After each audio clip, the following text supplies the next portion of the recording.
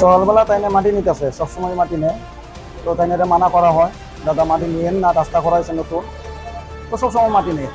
তাই যদি মানা করে তাই না কয় যে আমি নেবো, তুমি কী করবা, তুই কী করবি, ভালো কথা। তো কতদিন যাবত চলে গেল, আজকে আবার হঠাৎ করে সকালবেলা তাই না আরেকজনের সাথে কি কথা দিয়ে খুঁজা দিয়ে তাই কইতে আছে, তাই না রাগ উঠছে। তাই না আগে তুমি আমার এখানে বহাবি করো আরেকজনের সাথে আমার কথা দিয়ে, আমি তো তোমার লোক কোনো কথা কইছি না, বাস আসছে। তারপরে তো তাই না এই পুরুষ লোকটা বহাবিদ্য করতেছে খারাপ ভাষা দিয়া।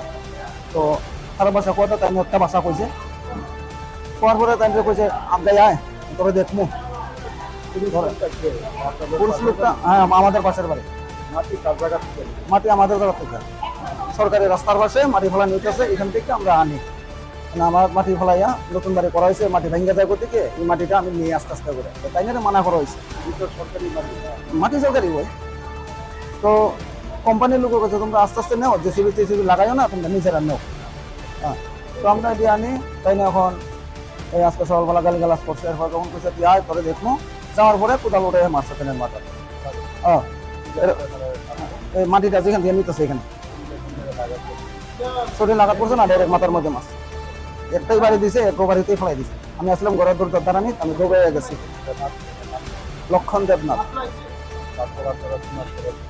তারপর আমি তেলিয়ামুড়া হাসপাতালে নিয়ে যাই, এখান থেকে রেফার করছে, আমার এখানে করা গেছে। অবস্থা বেশি ভালো না।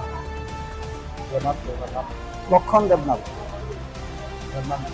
জ্যোৎস্না দেবনাথ, 35 মোহরচরা বাজারের আগে সকাল জানাইছে। পুলিশ কি কইছে আমি খবর পাইছি না, আমি হসপিটালে আসছিলাম।